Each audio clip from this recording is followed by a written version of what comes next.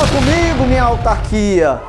Culpabilidade de seus integrantes, seus elementos. Teoria do crime, elemento culpabilidade. Quando nós estudamos fato típico e ilicitude, a nossa análise recaía sobre o fato praticado, sobre a conduta praticada. Mas agora, estudando culpabilidade, esta análise acontecerá sobre o agente, sobre o autor da conduta, de modo que nós observaremos a capacidade desse agente de compreender o que faz e se ele possui capacidade de ser punido pelo Estado por aquilo que ele fez. Esta análise ela acontece através da teoria normativa, pelo critério biopsicológico.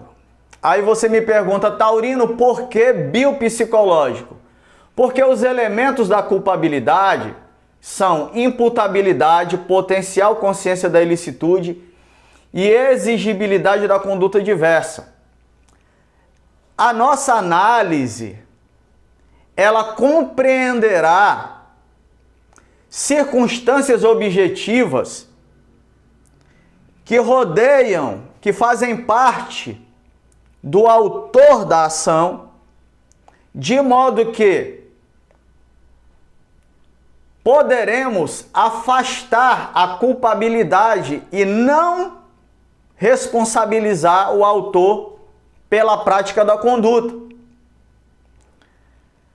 Quando falamos do critério biopsicológico, à luz do critério biopsicológico, a imputabilidade ela pode ser vista da seguinte forma: critério biológico, isto é, analisar se o agente da conduta possuía idade igual ou superior a 18 anos, nos termos do artigo 27 do Código Penal.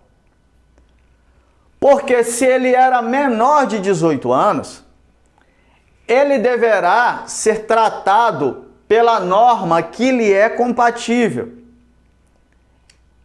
Ele responderá pelo Estatuto da Criança e do Adolescente, podendo fazer referência aqui ao 288 da Constituição Federal, ao 101 e ao 104 do ECA.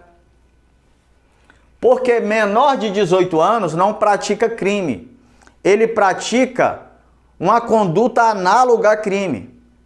Desse modo, ele deverá ser regulamentado, regido pelo ECA.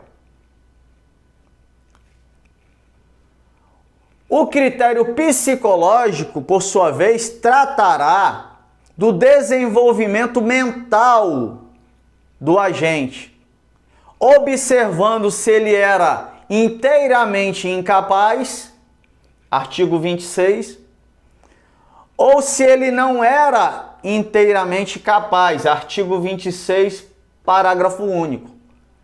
Porque se ele era inteiramente incapaz de compreender a ilicitude do fato, ele será isento de pena.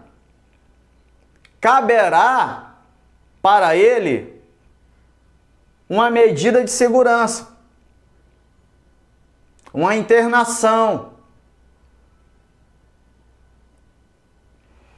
Mas se ele tinha capacidade, porém essa capacidade não era plena, ele será tratado como semi-imputável.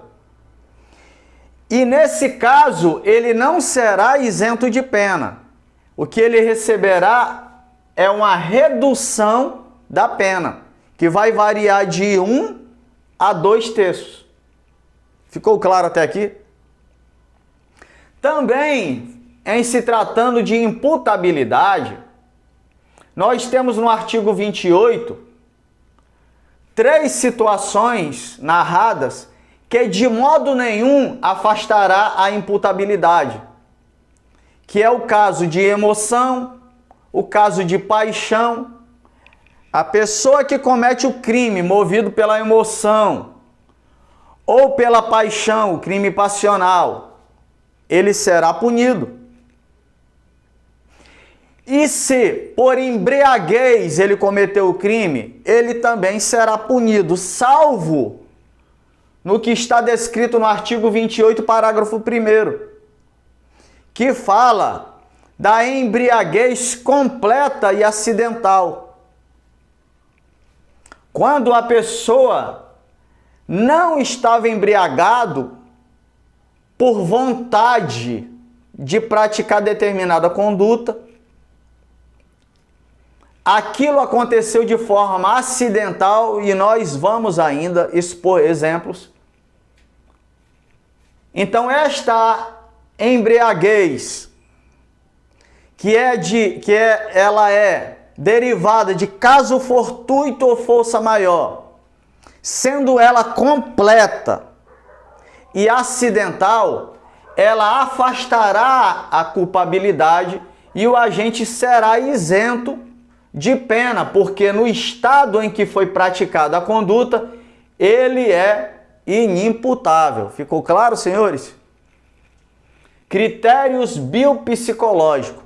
Claro que tanto no critério biológico como no psicológico, como a teoria ela é normativa, não é o advogado de defesa que atesta.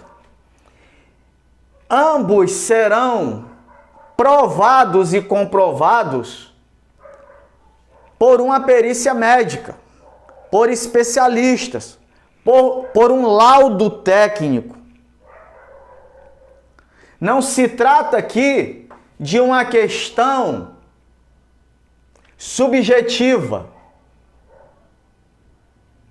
Se trata aqui de uma questão objetiva. Vai ter que ser provado que ele estava completamente embriagado. Vai ter que ser provado de forma documental que ele era menor de idade.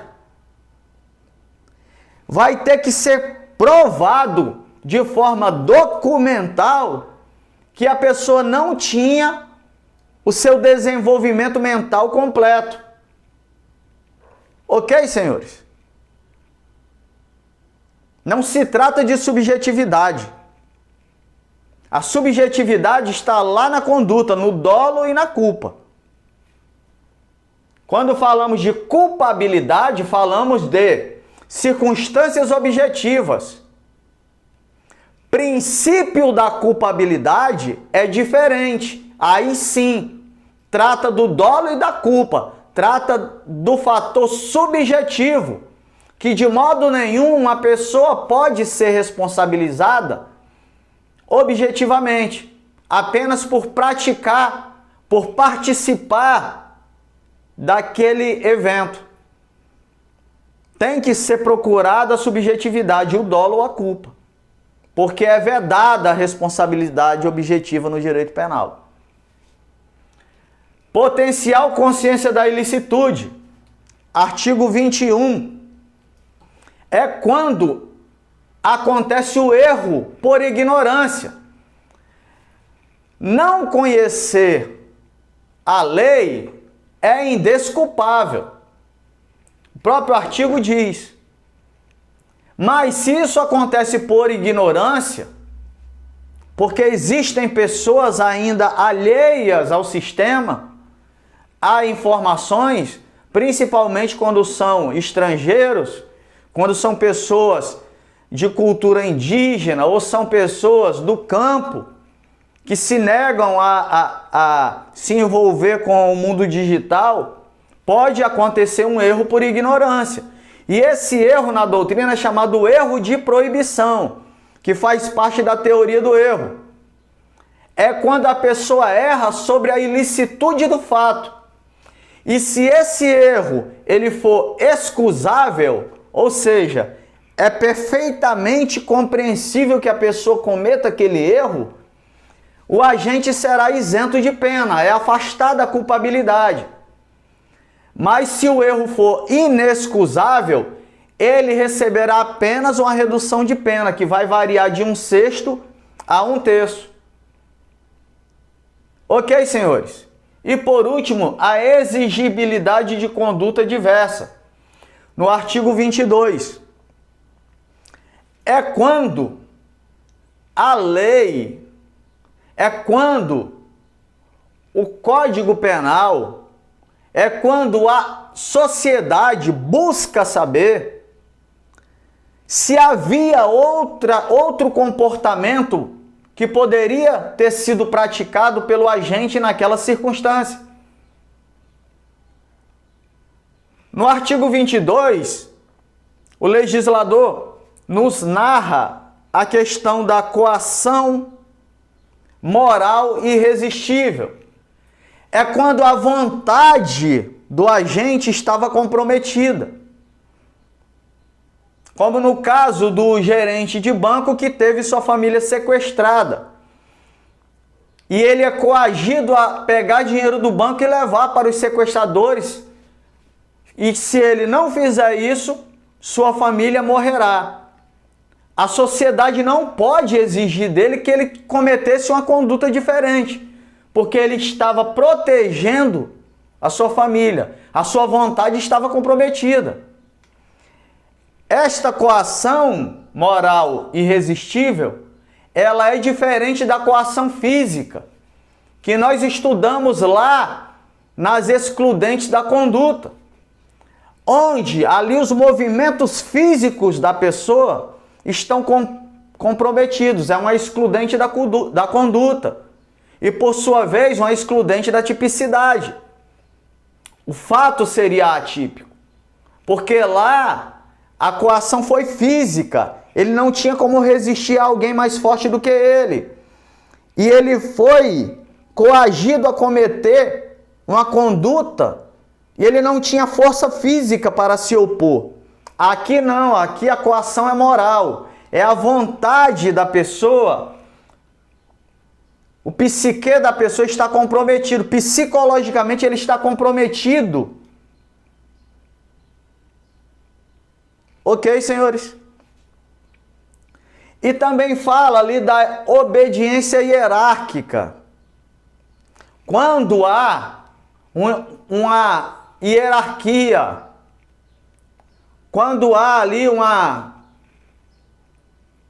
ordem hierárquica escalonada, um chefe que tem poder de mando, e ele manda o seu subordinado cumprir uma tarefa, e aquela tarefa, ela não vem com detalhes. Logo, a ordem que ele recebeu para cumprir, ela não é manifestamente ilegal.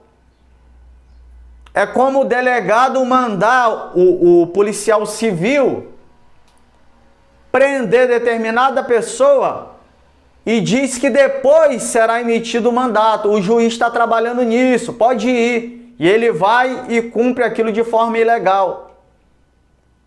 Mas não era manifestamente ilegal. Ele estava em obediência. O que acontece, taurino? É afastar da culpabilidade. Em ambos os casos, na coação moral irresistível, quem responde pelo crime é o autor intelectual do crime. E na obediência hierárquica, é o mandante. É aquele superior hierárquico que mandou o seu subalterno cumprir com aquela tarefa. Ok, senhores?